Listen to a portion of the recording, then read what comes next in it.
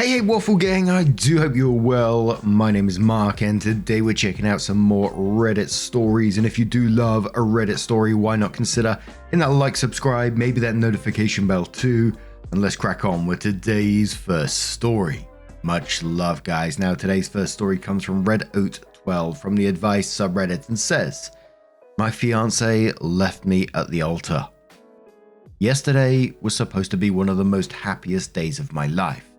And it turned out to be the worst. My fiance never showed up to the ceremony, leaving me at the altar. His friends and family tried to get a hold of him, but all calls went straight to voicemail. After waiting an hour for him, I told my guests that there wasn't going to be a wedding. I opened the reception hall and told them to enjoy the food and open bar, even if there was no ceremony. I still wanted them to have a good time and enjoy the food and drinks. I tried to call him a couple of times, but after 3 more failed calls, I just stopped and told everyone else who was trying to get a hold of him to stop.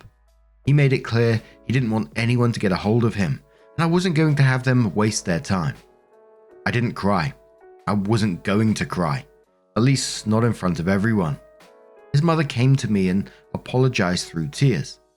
She told me how disappointed she was in him and that she was so sorry. I just shook my head and stuck with her the entire time. I didn't want her to cry and feel bad for something that wasn't her fault. The real MVPs were all my friends. They did their absolute best to keep things from being awkward and entertained everyone.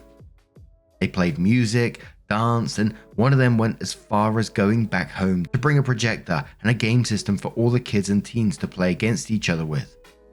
I was glad that the day was somewhat saved, but I still felt horrible. My would-be brother-in-law Ethan kept me from getting shit-faced when I really wanted to. Told me it would be awkward if I did, so I did my best to keep everyone happy. After 11, I told everyone who bought gifts to take them back and get their money back. A few of them refused and had me keep the gifts they got. So now I'm back at the hotel we got and I'm alone. This morning I got a couple of missed calls from my fiance and several messages that I haven't opened yet. I'm so angry at him. He humiliated me yesterday by not showing up when he could have told me he was getting cold feet. I had my friend message him that I want to be left alone and that if he showed up to the hotel room I was going to call my brothers to have him removed. So far he hasn't shown up, but I'm getting phone calls from his friends, probably all wanting to speak to him. I don't know if it's me being shallow or not, but I'm rethinking our entire relationship and whether or not I see a future with him. So another issue is that I have an extra plane ticket. It was supposed to be for our honeymoon, but since the fiance isn't here, I decided to enjoy my little getaway vacation for myself. A couple of friends are coming with me, but not for another week since they got to get childcare, put vacation time, etc. So they can't come since it is last second. To be honest, I want to invite Ethan because I've never traveled anywhere in my life. I know he's been to where I'm going and I want him to come so he can be there to show us the places to be at. Ethan told me he'd go for me, but should I invite him? I asked Ethan's mum and she was all for it, but I still don't know if it'd cause drama. Any advice? So there was some chat in the comments below. Some people was showing concern. Maybe something happened to the fiance that's why he didn't turn up. And Opie says, my maid of honor checked if there were any accidents in the area when he didn't show up. So far nothing, but I'm sure his parents would have gotten a hold of me if he was in an accident, and so far no. If it was an emergency, I'm sure his family would have gotten a hold of me. He sent me messages, but I haven't read them yet. I'm going to wait until I'm out of state to read them. And then a comment which was downvoted, but they said, seems like Ethan genuinely cares about you, which is the brother, stop you from drinking your hurt, etc. And to be honest, who cares if it causes drama? He left you at the altar. His brother looked after you. Take the brother, and if something happens then maybe it was meant to be. Don't force anything though, because then it will be forever awkward. Opie responded saying, yeah, Ethan is a good guy and I doubt anything would happen between us. I've seen his ex-girlfriends and I'm nowhere near his type. We definitely keep each other's backs. And then there was a lot of comments, basically saying, don't invite Ethan. And Opie responded saying, okay, so don't invite Ethan. Got it. Maybe I can ask Ethan's sister. I really don't know anything about traveling, so I kind of want to ask someone who has a clue. Lucy Shoe says to OP saying, you need to talk to your fiance. He did a shitty, horrendous thing, but you still need to talk this through. Hiding from him is not going to help either of you. Have the tough conversation and make your decisions. Don't take his brother on your honeymoon for fuck's sake. This isn't time for revenge or stupid decisions. This is your life. Talk this through like adults. Take the trip or get a refund or whatever, but you have to talk to him. You are going to spend the rest of your life with him. You owe it to yourself to at least speak to him and get closure. Opie says, I'm most likely not going to take Ethan. I'm not trying to take revenge or anything, I just don't know anything about traveling. I've never even been on a plane, and I know Ethan has traveled before. I will eventually talk to him after the honeymoon, but right now, no. Not after he embarrassed me in front of all of our families and friends. A deleted user leaves a pretty lengthy comment. They said, OP, this is the moment where you figure out who you are outside your relationship. Your fiance left you at the altar. This isn't a relationship to consider. It was over the moment he stood you up. Ethan is your ex's brother. I don't know why he stopped you from drinking. You should have done what the fuck you want. Ethan isn't going to be in your life anymore. Him and his family aren't going to disown their brother and son for his ex. Now, traveling alone is the best thing in the world. It's scary at first, but once you get past that, that's where the magic happens. Getting used to being alone. Getting comfortable with being alone. Falling in love with your own company. That moment when you wake up and think, what do I want to do today? Maybe you don't have the answer. Maybe you realize it's the first time you've ever had the choice to do things purely for you. Not a friend or partner's or family suggestion. Not you predicting what someone else would like to do. You figuring yourself out. You learn about your own company. You'd been preparing for a marriage, a life with someone else. Now you're single. Use this trip as the first step in your new life where you put yourself first. Use this trip to cry and grieve for as long as you want. Use this trip as a chance to realize how strong you are. Go on this trip alone so when you return you don't feel scared and suddenly live in life alone when you expected to be married. If you know that you can holiday alone, then you know you can do anything, including surviving this breakup. When you return, book an appointment with a therapist. It's worrying that after your ex left you at the altar, you still thought there was a relationship to consider. And you seem very dependent on what others think of you. Like allowing Ethan to police your drinking when you wanted to get shit-faced, and you were entitled to do that. Your ex-in-laws weren't thinking about you when they wanted you to stay dignified. It looks less bad for them if you never look publicly heartbroken. OP responded to that saying, "This actually helped me. I used to tell everyone that I was independent, but now you've made me realize that maybe I'm not as independent as I think I am. You're right. Maybe this trip should be a trip to take alone. I didn't even think about that last part. I think maybe you are right. It probably would have embarrassed them if I did. I don't know now. If Gabby can't make it, then I think I'll do what one person told me to do and switch my tickets for first class. If I can't, then I'll just take that loss."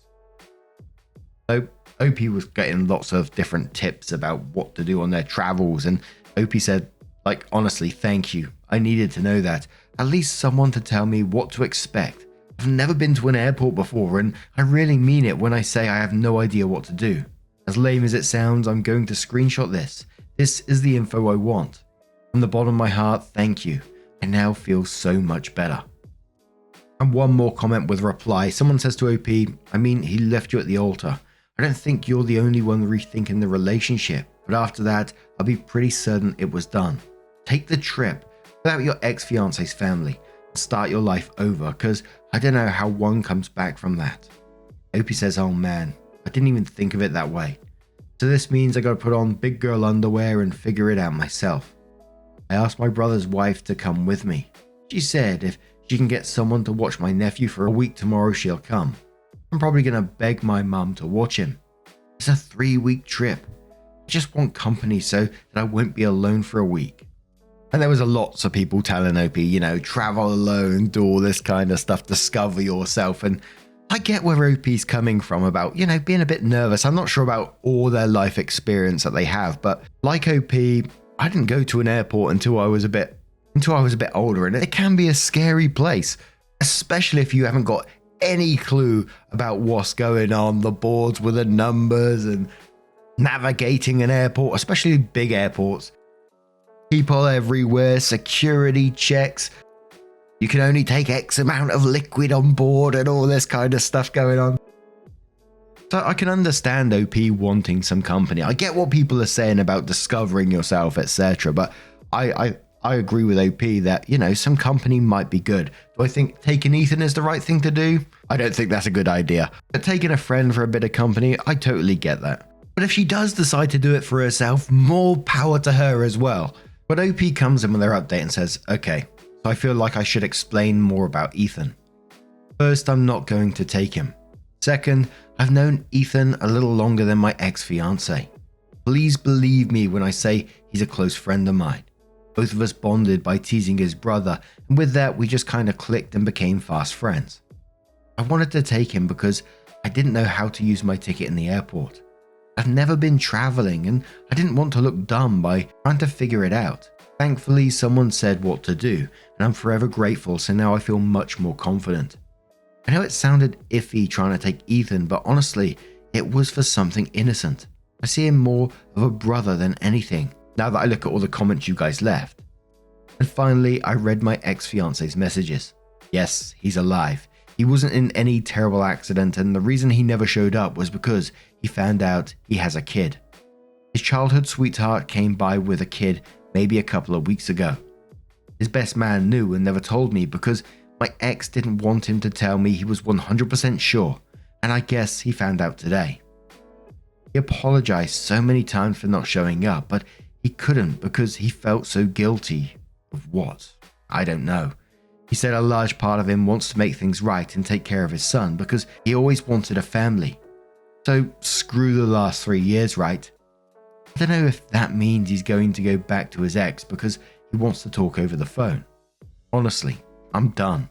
I think it's an excuse to get back with his ex. I don't believe he's ever gotten over her, and her over him, which is why she chose now to show herself.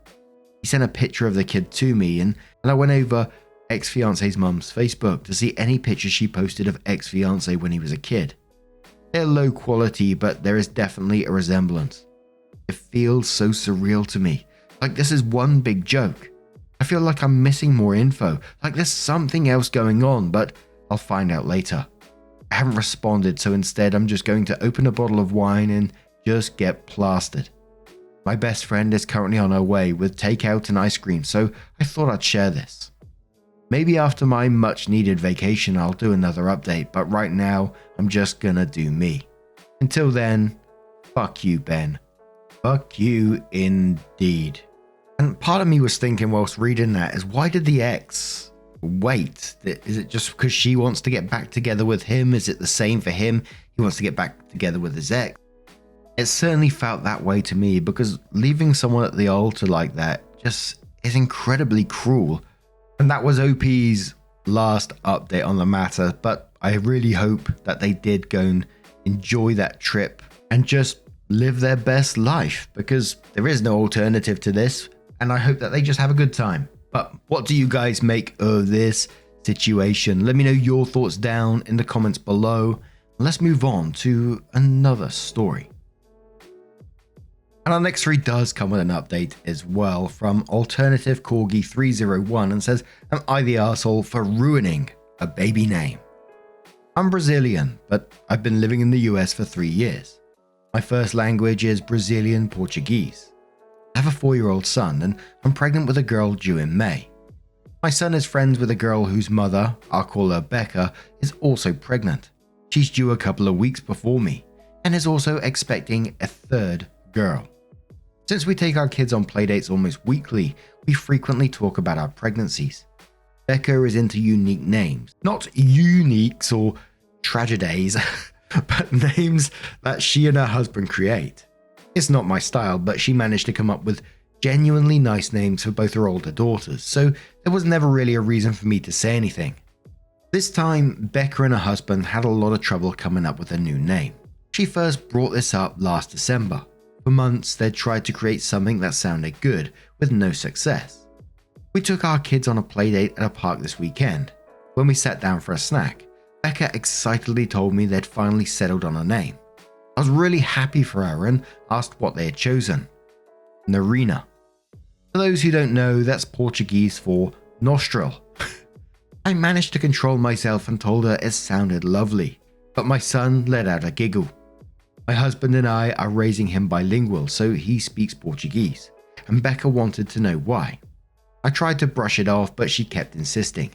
Eventually, I told her that while Narina could be a lovely name, it was also the Portuguese word for nostril. Becca seemed really sad to hear that. She said she'd think of something else, but had fallen in love with Narina. After we went home, Becca's husband called me. He was furious at me for ruining the only name they had agreed on. Apparently, he had a fight with Becca because she told him she wanted to think of something else. He argued they'd never visit Brazil anyway, so they shouldn't have to change the name. But Becca refused to use Narina. My husband agrees that their fight is not my fault, but thinks I didn't need to tell Becca anything, since Americans are unlikely to know what Narina means.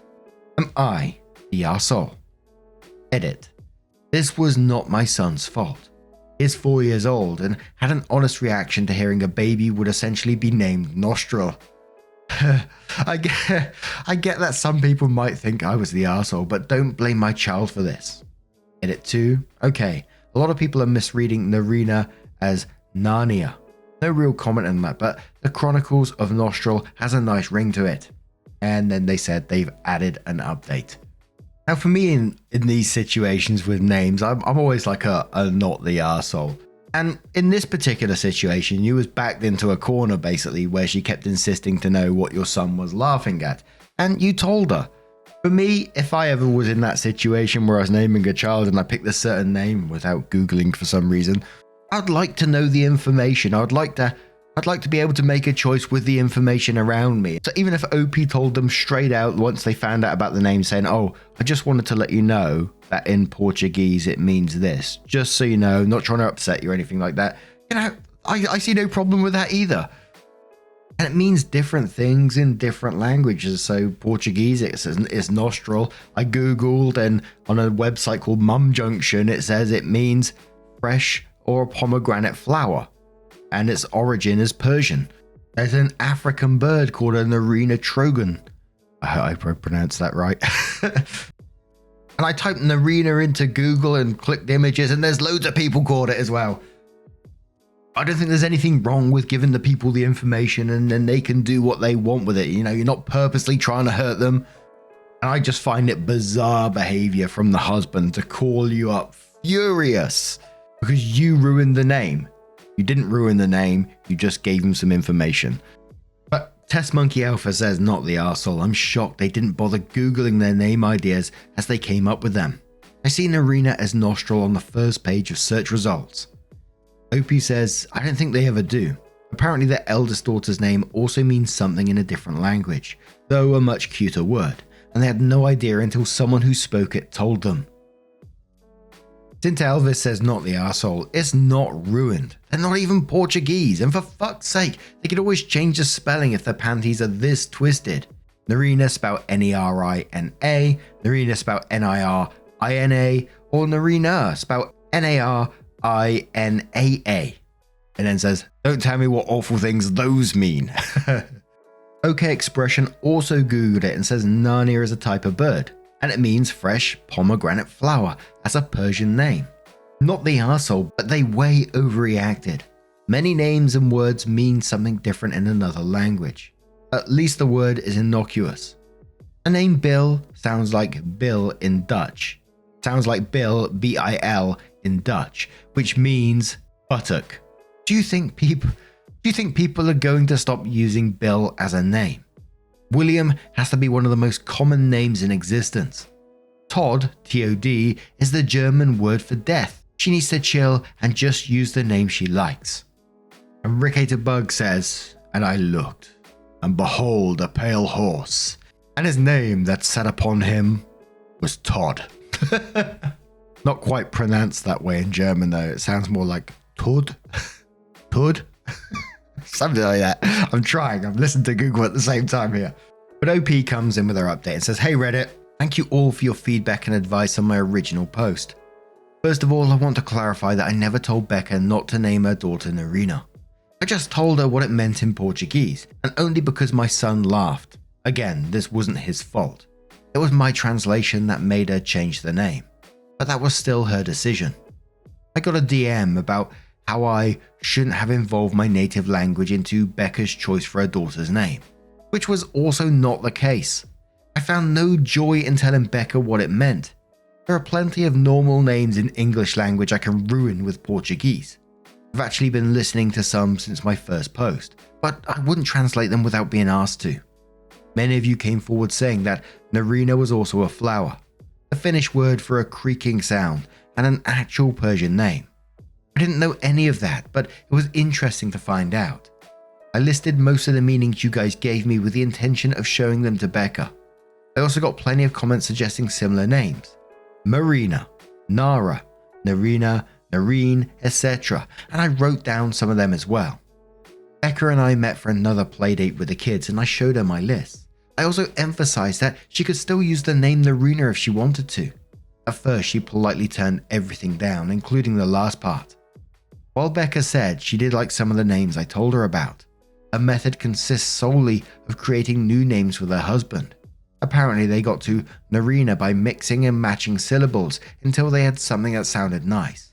And finding out the name they'd created for their daughter also meant nostril was enough for her to lose interest in it. Becca did love the name Nerina though, Nerina. She didn't admit it until we were about to go our separate ways, but she said she'd mention it to her husband. And speak of the devil, her husband, as far as I know, is still pissed at me. He didn't try to contact me again, but Becca said he rolled his eyes when she mentioned the upcoming playdate. Apparently he's the one who came up with the order of the syllables that resulted in Narina, and was upset I had ruined it. I told Becca I didn't want to hear from her husband again. She agreed his phone call was extremely inappropriate and promised to tell him not to contact me any further. Look, I'm not gonna lie, I'm really fucking glad they're not naming their kid Nostril. I'm also really proud of myself for holding in my laughter when I first heard that. But I know Becca is a great mother who is perfectly capable of naming her children. So I know her daughter's name will be beautiful. I think that's all. Becca's baby might be named Narina, spelled Nerina. That will depend on Nostril Senior though. Also for justice's sake, my daughter will be named Luciana. Feel free to translate it. But seriously, thank you guys. Nostril Senior. OP, you cheeky so-and-so. Now, what do you guys make of this situation? Do you have a different opinion on the matter? Would you be offended by that if someone told you that? Let us know your thoughts down in the comments below. As always, truly do appreciate them. And just a huge thank you from the bottom of my heart for getting involved in today's stories. Your love, your support, your time always means the absolute world to me. So thank you so much for being involved. Your support is absolutely incredible. I always appreciate it. I always sit here every day and think all these people from different countries are listening in, and I find it blows my mind. Honestly, thank you so much. And hopefully I will see you in the next one. Take care and much love.